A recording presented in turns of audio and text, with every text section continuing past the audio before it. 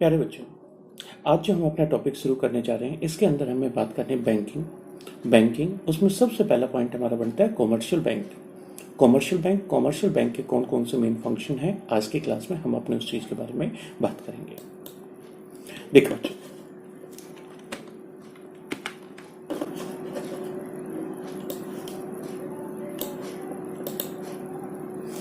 जो commercial banking के बारे में हम बात करते हैं, बैंकिंग के बारे में बात करें तो बैंकिंग में कुल मिला के हमारे 4 मेन क्वेश्चन क्रिएट यहाँ पर होते हैं।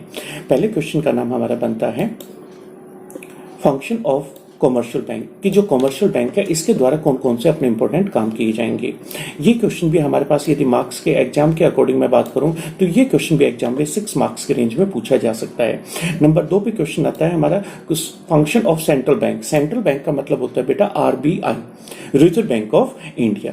भारत के अंदर केवल एक बैंक है जिसका पूरे बैंकों के ऊपर टॉप लेवल के ऊपर होता है, एपेक्स लेवल के ऊपर जाके ये अपना वर्क करता है, जिसका नाम हमारा होता है सेंट्रल बैंक या रिजर्व बैंक ऑफ इंडिया के नाम से भी हम इसे जानते हैं। फिर हमारा डिफरेंस का क्वेश्चन बन जाएगा।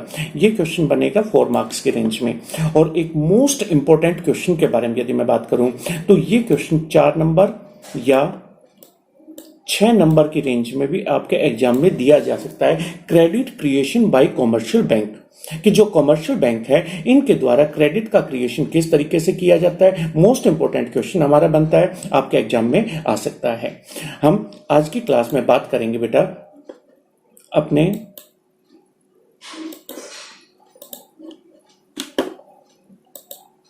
फंक्शन ऑफ कॉमर्शियल बैंक, कि जो कॉमर्शियल बैंक है इसके कौन कौन से काम होते हैं। कॉमर्शियल बैंक, इसका पहला काम होता है बेटा कैश डिपॉजिट करना। कैश डिपॉजिट करना मतलब कॉमर्शियल बैंक अपने पास कितने तरीके से पैसा डिपॉजिट करता है। पैसा डिपॉजिट करने के लिए ऐसा तो होगा नहीं कि हम बैंक में जाएं और व्यक्ति अपना जाते ही पैसा जमा करा देगा। अब जाते उससे पूछा जाएगा भाई आपका कौन सा अकाउंट है, करंट अकाउंट है, सेविंग अकाउंट है, फिक्स डिपॉजिट अकाउंट है, उनके बारे में हम अपने अगले पॉइंट के बारे में डिस्कस करेंगे। फिर हमारा दूसरा फंक्शन होता है कॉमर्शियल बैंक का प्रोवाइडिंग लोन। यदि सारे के सारे व्यक्ति बैंक में जाके अपना पैसा डिपॉजिट करते हैं तो बैंक के पास तो लॉट ऑफ मनी अवेलेबल हो जाएगा। बैंक इतने सारे पैसे का करेगा क्या? बैंक क्या काम करते हैं बेटा, कुछ पैसा अपने पास रोकता है और बाकी पैसा दूसरे जो बिजनेसमैन होते हैं उन्हें लोन के लिए प्रोवाइड कर देता है। जनरल पब्लिक जब बैंक में जाके पैसा डिपॉजिट करती है तो उससे रेट ऑफ इंटरेस्ट प्रोवाइड करता है जिसका अमाउंट रेशियो कम होता है, और वो जनता का पैसा बिजनेसमैन को प्रोवाइड करता है लोन के रूप में, जिससे रेट ऑफ इंटरेस्ट लेता है ज्यादा। सिंपल शब्दों में मैं बताऊं तो कॉमर्शियल बैंक के सपोज दैट पब्लिक को 5% एनुअल के रेट पर रेट ऑफ इंटरेस्ट प्रोवाइड करता है, तो कॉमर्शियल बैंक जनता के पैसे को बिजनेसमैन को लोन पर देता है जिससे रेट ऑफ इंटरेस्ट 14 से 16, 18 या 20% तक वसूल किया जाता है। इन रेट ऑफ इंटरेस्ट का जो डिफरेंस है इसी के द्वारा कॉमर्शियल बैंक अपने सारे फंक्शन को कंप्लीट करता है। जितनी भी उसकी वर्क का कॉस्ट आती है वो इसी के द्वारा वो अपना मैनेज करता है। तीसरा पॉइंट हमारा होता है agency function of commercial bank. अब जो एजेंसी फंक्शन, इसमें किस चीज के बारे में बात की गई? इसमें बात की जाएगी कि कॉमर्शियल बैंक जनरल पब्लिक के लिए एज ए एजेंट कौन कौन से काम कंप्लीट करता है। एजेंट के रूप में कौन कौन से पॉइंट है, एग्जाम के अंदर ये क्वेश्चन बेटा मोस्ट इंपोर्टेंट बनता है। यदि एग्जाम में थोड़ा सा भी लेवल तैयार करना चाहेगा तो एग्जामिनर बोल देगा एजेंसी फंक्शन को आपको एक्सप्लेन करना है। कभी कभार भूले भटके क्वेश्चन हम लोगों से पूछा जा सकता है कि भाई एक काम करो, जनरल यूटिलिटी फंक्शन बता दीजिए। तो यहां हमारा नंबर 4 पे हमने बात की है यूटिलिटी फंक्शन। ठीक है, इसमें यूटिलिटी फंक्शन इसके अंदर काम आ जाएगा, जैसे लॉकर की सुविधा दे देना, ट्रैवलर चेक वगैरह इशू कर देना, ठीक है, फॉरेन एक्सचेंज है उसके अपने पास कस्टडी वगैरह के रूप में रखना। इस तरीके के जनरल फंक्शन हमारे यहां पर आते हैं। और सबसे important question according to me, यदि कॉमर्शियल बैंक के लिए थोड़ा सा भी इंपॉर्टेंट क्वेश्चन हमारा बनता है जिसके बारे में हर एक बच्चे को अच्छे तरीके से पूरे कॉन्फिडेंस के साथ उस बच्चे की नॉलेज होनी चाहिए, वो बनता है बेटा क्रेडिट क्रिएशन। ये हमारे मेन क्वेश्चन यहां पर बनते हैं, मेन फंक्शन बनते हैं। अब जो पुराना टाइम था उस पुराने टाइम में क्या काम होता था बेटा, यहां पर सीधा 6 नंबर का एक क्वेश्चन बोल दिया जाता था जिसमें आप लोगों को बोला जाता था explain any 2 either 3 function of commercial bank. यह पर्टिकुलर नाम दे के बोल दिया जाता था। ठीक, कॉमर्शियल बैंक कैश कैसे डिपॉजिट करता है और लोन का पैसा कैसे प्रोवाइड करता है, उस पॉइंट के बारे में एक्सप्लेन कीजिए। लेकिन आज जब हमारे सामने एग्जाम के अंदर लेवल काफी सॉफ्ट कर दिया गया है, तो वहां हम लोगों को बोला जाता है कि आप कोई दो फंक्शन या कोई एक फंक्शन एक्सप्लेन कीजिए और उसके क्वेश्चन के मार्क्स आपके मिलेंगे, 3 या 4 नंबर आपको मिलते दिखाई देंगे। अब हम बात करते हैं कॉमर्शियल बैंक, उसके फंक्शन को 1 बाय 1 पूरी डिटेल के साथ हम उन चीजों को समझेंगे ताकि आपके मन में किसी प्रकार के कोई भी कंफ्यूजन, कोई भी डाउट ना रहे। देखो बच्चों, कॉमर्शियल बैंक, इस कॉमर्शियल बैंक का पहला काम होता है बेटा कैश डिपॉजिट करना। पहला ही मैंने लिखा, मैंने यहां पे क्लियर कट लिखी, मेरी वर्डिंग को थोड़ा ध्यान से आप देख लेंगे। मैंने क्वेश्चन डाल दिया ऊपर, फंक्शन ऑफ कॉमर्शियल बैंक। मैंने लिखा 1.a, पहला वन का मतलब पहला काम कौन सा, उसका कैश डिपॉजिट करना। अब कैश डिपॉजिट करने के लिए कॉमर्शियल बैंक कौन कौन से तरीके यूज करेगा, तो उसने बता दिया भाई कॉमर्शियल बैंक ना 3 तरीके से अपने पास पैसा जमा करता है। पहला अकाउंट हमारा होता है करंट अकाउंट। अब यहां बात आएगी जी करंट अकाउंट ये किसके लिए ओपन किया जाएगा, तो हम बताते हैं करंट अकाउंट ओपन किया जाता है ओनली फॉर बिजनेसमैन या ट्रेडर। किसके लिए ओपन किया जाएगा, बिजनेसमैन के लिए या ट्रेडर के लिए। अब हमारी यहां पे बात आएगी कि सर एक बात बताइए, बिजनेसमैन के लिए ये अकाउंट क्यों ओपन किया जाएगा, बिजनेसमैन का ऐसा कौन सा काम है जो उसके लिए करंट अकाउंट ओपन करना पड़ेगा। तो वो बोलता है बेटा क्योंकि बिजनेसमैन उसे पैसे की ट्रांजैक्शन ज्यादा करनी पड़ती है। एक बिजनेसमैन अपने अकाउंट के अंदर, करंट अकाउंट के अंदर दिन में 50 बार पैसा डिपॉजिट कर सकता है और रिक्वायरमेंट पड़ने पर वो 50 बार बैंक से पैसा विड्रॉ भी कर सकता है। करंट अकाउंट होने के कारण हम बिजनेसमैन को ये नहीं कहेंगे कि भाई साहब आप 10 मिनट पहले तो पैसा डिपॉजिट करके गए हो और अब आप फिर अपना पैसा वापस विड्रॉ करने के लिए आ गए। वो बोलता है यही इस खाते की मेन फीचर्स होती है कि इसमें no limit for deposit and withdraw money.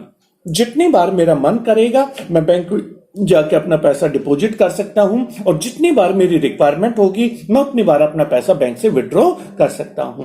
पैसे के डिपॉजिट करने की और विड्रॉ करने की कोई लिमिट नहीं होती। It is main features of current account और इसी मेन फीचर्स के कारण एक बिजनेसमैन, एक ट्रेडर अपना करंट अकाउंट ओपन करवाता है। अब जो बच्चों के मन में बात आती है कि सर एक बात बताइए, इस अकाउंट के ऊपर क्या हमें, इस अकाउंट में जितना भी पैसा हमने डिपॉजिट किया, क्या उस अमाउंट के ऊपर हमें किसी प्रकार का कोई इंटरेस्ट मिलेगा। तो इंटरेस्ट के बारे में यदि मैं बात करूं तो इंटरेस्ट का मतलब ही क्या होता है, इंटरेस्ट का मतलब होता है बेटा कि हमने अपने पैसे को सेक्रीफाइस कर दिया। मेरे पास अपना पैसा है, मैं उस पैसे को सुबह शाम दोनों टाइम देख के सोता हूं, ठीक है। मैंने अपना पैसा किसी दूसरे व्यक्ति को दे दिया, अपने पैसे को अपने से दूर कर दिया।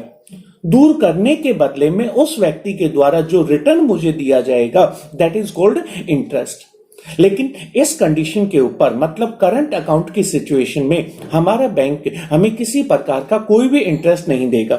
अब बात आएगी सर ऐसा क्यों कि करंट अकाउंट के अंदर हमें इंटरेस्ट क्यों नहीं मिलेगा, उसमें क्या दिक्कत है।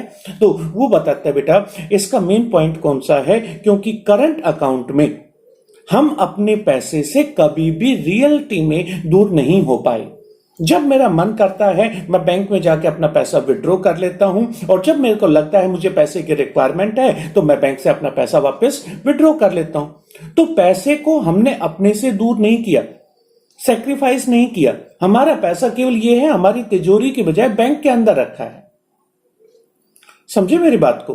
हम जब मेरा मन करता है मुझे 10,000 रुपए निकालने, मुझे 20,000 रुपए निकालने, मैं करंट अकाउंट से तुरंत अपने पैसे को विड्रॉ कर सकता हूं, क्योंकि इस खाते की मेन फीचर्स क्या है, no limit for deposit and withdraw money. पैसे को डिपॉजिट करने की और पैसे को विड्रॉ करने की किसी प्रकार की कोई भी लिमिट नहीं है। यही इसकी मेन खासियत है। इसी मेन फीचर्स के कारण commercial bank current account holder customer को किसी प्रकार का कोई भी इंटरेस्ट प्रोवाइड नहीं करता।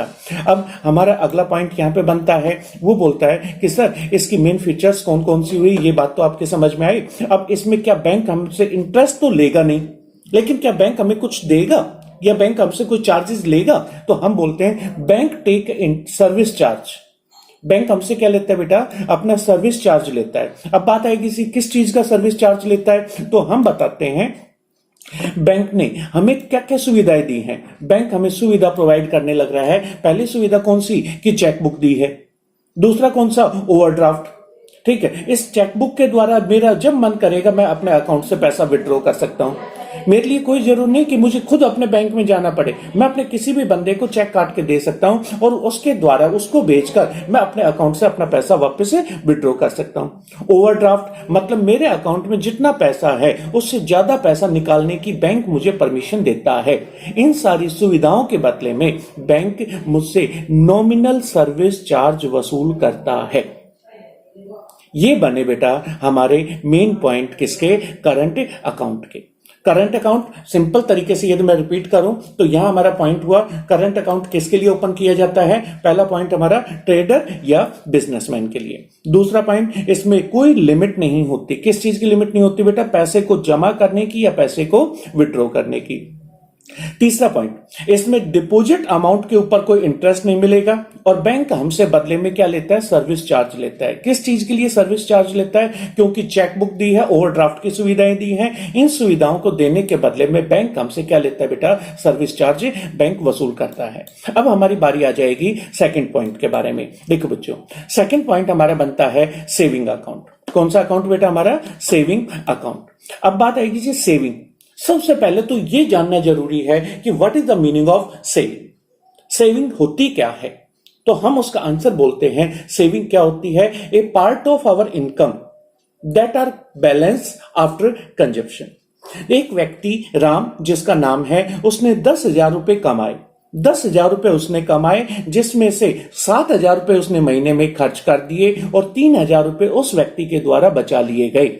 तो 3,000 रुपए जो कंजप्शन करने के बाद उसके पास बाकी रहे, दैट इज कॉल्ड सेविंग। अब ये सेविंग जो छोटा छोटा पैसा लोगों ने अपने पास जमा किया है, उस पैसे के बारे में हम बात करते हैं। ये सेविंग अकाउंट खुलवाता कौन है, तो वो बोलते हैं सेविंग अकाउंट को ओपन किया जाता है किसके द्वारा, फॉर द हाउस होल्ड मतलब परिवारों के द्वारा, या जनरल पब्लिक। इस पब्लिक के अंदर बेटा कोई भी इंक्लूड हो सकता है, ठीक है, वो चीज हमारी यहां आ जाएगी। नेक्स्ट पॉइंट हमारे यहां बनता है, जो सबसे इंपॉर्टेंट पॉइंट यहां पर है, इसमें पैसे को डिपॉजिट करने की और विड्रॉ करने की क्या होती है बेटा, लिमिट होती है। अब बात आएगी जी लिमिट क्यों है इसमें, क्यों, मैंने अभी आपको बताया राम जो 10,000 रुपए पर मंथ कमाता है, 7,000 रुपए उसने खर्च कर दिए, 3,000 रुपए राम के पास बाकी रहे।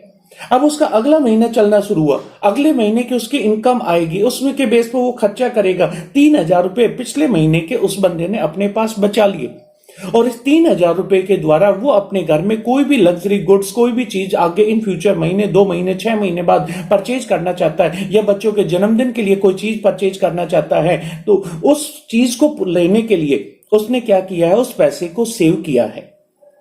तो वो सेविंग बैंक अकाउंट के अंदर जमा कर दी जाएगी।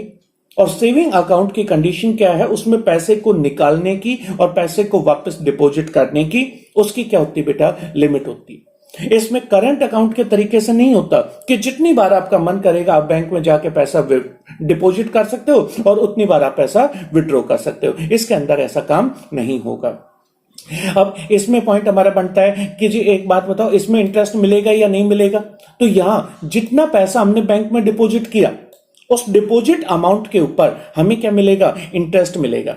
अब बात आएगी जी इसमें इंटरेस्ट क्यों मिलने लग रहा है, क्योंकि मैंने अपने 3,000 रुपए बैंक में ले जाके जमा कर दिया और बैंक ने मेरे ऊपर टर्म्स एंड कंडीशन अप्लाई की हुई है, जैसे कि भाई हफ्ते में आप 2 या 3 बार ही पैसा विड्रॉ कर सकते हो, उससे ज्यादा बार पैसा विड्रॉ नहीं करोगे। सपोज दैट बैंक ने हमें एटीएम कार्ड दिया है, तो एटीएम कार्ड की भी क्या होती है बेटा, लिमिट होती है कि आप एक दिन में 10,000 रुपए ही विड्रॉ कर सकते हो। अलग अलग तरीके के एटीएम है, उनकी अलग अलग टर्म्स एंड कंडीशन है, हम उसके ऊपर डिटेल में नहीं जा रहे। हम केवल यहां एक बात बताने लग रहे हैं कि इसमें डिपॉजिट करने की और विड्रॉ करने की क्या होती है, लिमिट होती है। हम उसकी टर्म्स एंड कंडीशन को मान के काम करने लग रहे हैं, इसलिए बैंक हमारे पैसे का अपनी मर्जी के अकॉर्डिंग क्या करता है, यूज करता है। यूज करने के कारण कॉमर्शियल बैंक हमें इस अमाउंट के ऊपर, इस अकाउंट में जितना भी पैसा डिपॉजिट होता है उस अमाउंट के ऊपर कॉमर्शियल बैंक हमें क्या प्रोवाइड करता है बेटा, इंटरेस्ट का अमाउंट प्रोवाइड करता है। लास्ट वाला पॉइंट यहां पर रेट ऑफ इंटरेस्ट। अब उसने बता दिया जी इंटरेस्ट तो मिलेगा, लेकिन रेट ऑफ इंटरेस्ट कम होता है as compare to fix deposit account.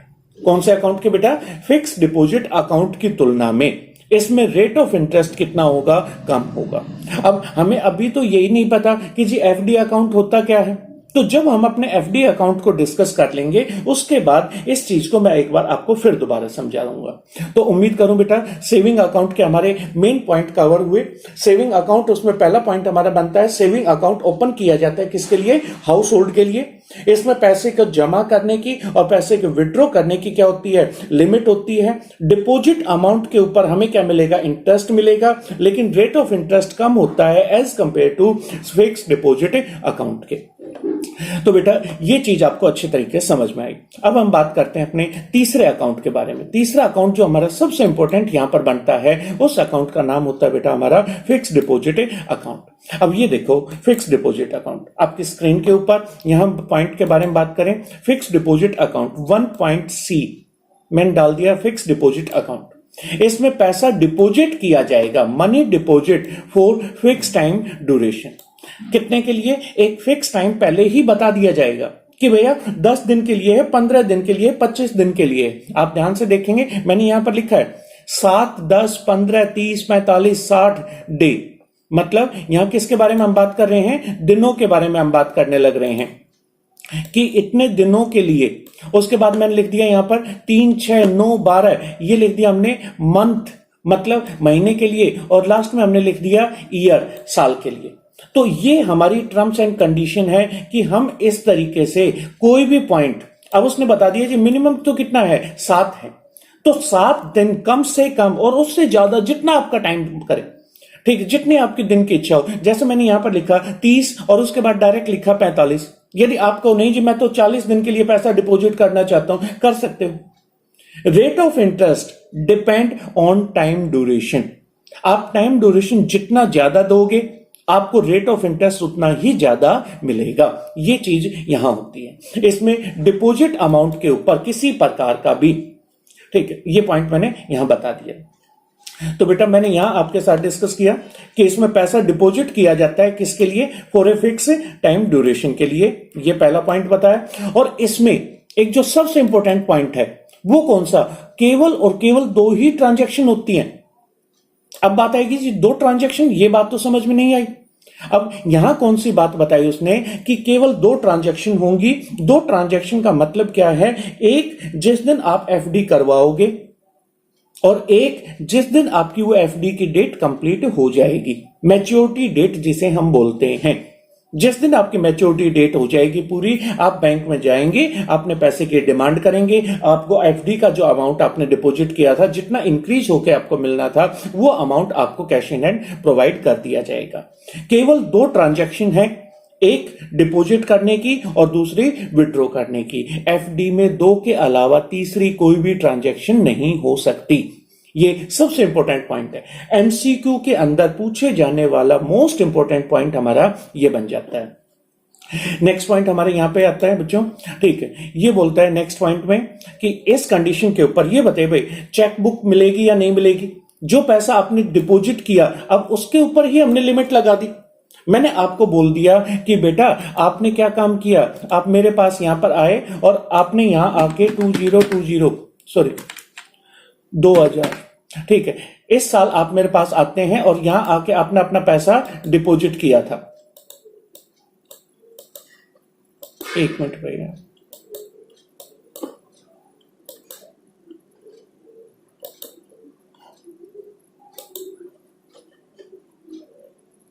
ये मैंने यहां लिखा है। आप बैंक में जाते हैं और 2000 में आपने क्या करवाया, बैंक की अपनी एफडी का पैसा जमा करवाया, और एफडी का पैसा जमा करवाने के बाद आपने बोल दिया कि 25 साल के लिए मैं पैसा जमा कर रहा हूं, तो आपको पैसा कब मिलेगा वापस, 2025 में। अब ये जो हमारी कंडीशन है, 2000 में आपने बैंक में जाके अपनी एफडी करवाई ये, और 2025 में आपकी एफडी की डेट कंप्लीट होगी, तो इस बीच में आपको पैसा निकालना ही नहीं है। यदि आपको कभी ऐसी इमरजेंसी पड़ जाती है, जैसे 2020 या 2021 कोरोना का टाइम आया, लोगों के पास पैसे की शॉर्टेज हुई और लोग बैंक के पास जाके कहते हैं भाई एक काम कर मेरा पैसा वापस दे दे, एफडी है मुझे ब्रेक करवानी है, तो बैंक उन्हें बोलता है भाई यदि आप बीच में निकलवाओगे तो आपको रेट ऑफ इंटरेस्ट का लॉस हो जाएगा। आप एक काम करो, इस एफडी की सिक्योरिटी के बेस पर बैंक से क्या ले लो, लोन ले लो। क्यों? आपने यदि 2000 में 5 लाख रुपए जमा करे हैं और 2025 में सपोज दैट आपको 5 लाख के 20 लाख रुपए मिलने हैं, क्यों? बैंक में मोस्टली ऐसा माना जाता है कि 6 साल बाद 7 साल बाद वो अमाउंट क्या हो जाएगा, डबल हो जाएगा, जो भी आपने अमाउंट डिपॉजिट किया। तो इस तरीके से 5 लाख रुपए मैंने डिपॉजिट किए और 25 में मुझे 15 या 20 लाख रुपए मिलने हैं, तो बैंक क्या करेगा, बैंक बोलेगा भाई बीच में एफडी को ब्रेक मत कराओ, आप एफडी की सिक्योरिटी के आधार पर बैंक से क्या ले लो, लोन ले लो, और बैंक आपको लोन का पैसा तुरंत आपको प्रोवाइड कर देगा, लेकिन एफडी को बीच में तोड़ने की परमिशन नहीं देगा। इसलिए वो बोलता है कि बैंक कभी भी जो हमारा फिक्स डिपॉजिट अकाउंट है इसमें चेकबुक की सुविधा प्रोवाइड नहीं करता, क्योंकि चेकबुक दे दिया तो कस्टमर वो कभी ना कभी भूला भटका हमको चेक काट के मिलेगा, ठीक है, और उसने चेक काट के दे दिया, बैंक में पैसा डिपॉजिट हो गया, तो वो पैसा जो उसने किसी दूसरे बिजनेस मैन को दे दिया, क्यों? उसे तो पता है कि ये पैसा मेरे पास 25 साल के लिए है, रेट ऑफ इंटरेस्ट भी ज्यादा देना है, तो इस पैसे को कहीं ऐसी जगह लॉन्ग टर्म के लिए इन्वेस्ट करूं ताकि वहां से रिटर्न्स मेरे पास ज्यादा से ज्यादा आ सके। इसलिए बैंक कभी भी एफडी अकाउंट के अंदर चेकबुक की सुविधा प्रोवाइड नहीं करता। ये हमारा सबसे इंपॉर्टेंट पॉइंट बनता है। 1 मार्क्स की रेंज में एमसीक्यू में पूछा जा सकता है कि कौन से अकाउंट के ऊपर बैंक एफडी ये चेकबुक की सुविधा नहीं देता, तो आपका आंसर होगा फिक्स डिपॉजिट अकाउंट के अंदर बैंक चेकबुक की सुविधा नहीं देगा। अब देखो भाई, यहां हमारा पॉइंट आएगा, इसमें इंटरेस्ट मिलेगा या नहीं मिलेगा। तो अब हम बात करें इंटरेस्ट की, इंटरेस्ट तो मिलेगा। क्यों? क्योंकि हमने अपना पैसा टोटली सैक्रिफाइस कर दिया। 5 लाख रुपए मेरे पास थे, मैंने 2000 में जाके बैंक में जमा करा दिए, और 2025 मतलब 20 साल के लिए मैंने अपने पैसे को अपने से दूर कर दिया। अब जब मैंने अपने पैसे को अपने से दूर किया तो बैंक मुझे अपने पैसे को सैक्रिफाइस करने के बदले में रेट ऑफ इंटरेस्ट प्रोवाइड करेगा, और ये रेट ऑफ इंटरेस्ट कितना होगा, ज्यादा होगा एज कंपेयर टू किसके, सेविंग अकाउंट के कंपैरिजन में। अब बात आएगी जी सेविंग अकाउंट के कंपैरिजन में ज्यादा क्यों होगा? क्योंकि सेविंग अकाउंट में तो बेटा आपको पैसे डिपॉजिट करने के बाद विड्रॉ करने की भी लिमिट है। आप हफ्ते में 2 बार 3 बार 4 बार महीने की अपनी ट्रांजैक्शन बता दिया अलग अलग बैंकों ने कि इतनी बार आप बैंक में जाके अपना पैसा वापस विड्रॉ कर सकते हो, लेकिन यहां तो आपके पैसे को वापस विड्रॉ करने की कोई लिमिट ही नहीं है। इसलिए कॉमर्शियल बैंक ने कौन सी बात बोली कि इसमें आप अपने पैसे से दूर होने लग रहे हो तो हम आपको रेट ऑफ इंटरेस्ट कितना देंगे बेटा, ज्यादा प्रोवाइड करेंगे। ये बनता है हमारा फिक्स डिपॉजिट अकाउंट के बारे में। उम्मीद करूं बेटा आपको ये पॉइंट अच्छे तरीके से समझ में आए। किसी प्रकार की कोई भी कंफ्यूजन है तो एक बार कमेंट करके मेरे को बता दें। यदि अच्छा लगता है तो इस वीडियो को लाइक एंड शेयर जरूर करें। Thank you.